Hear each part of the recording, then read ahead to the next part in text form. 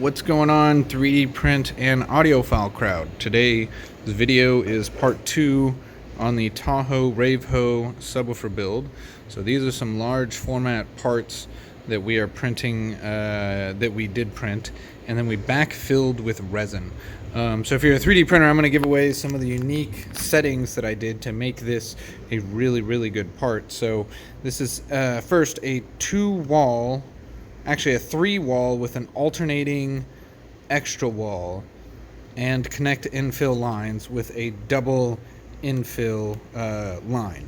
So what's happening is it's creating 3 walls, and then on one layer it'll create a 4th wall, and then on the next layer it just does 3 walls. And when it does those 3 walls, the infill actually goes over top of that 4th layer from the pass beforehand, and goes down the infill, and then it goes down the wall and then back and creates infill, and it's making this inside the wall, outside the wall. So the next time the wall comes and makes that 4th wall, it's going over top of the infill.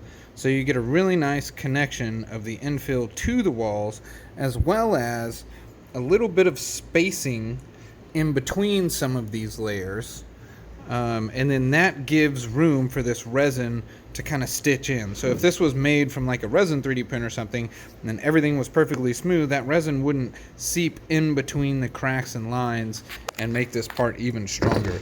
But after filling it, I mean, look.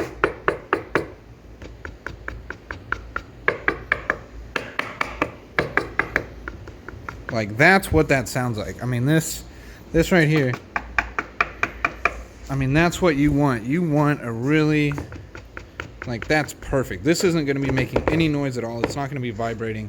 It's like, I can't tell you enough how cool that sounds. The fact that it doesn't sound like that,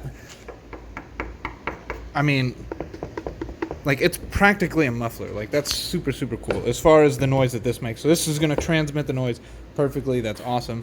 So these pieces are going to, fit together like this, and then they'll be glued together. So what we're going to do is we're going to backfill the last little bit of these 2 sections, and then while it's tacky, we're going to put it on together.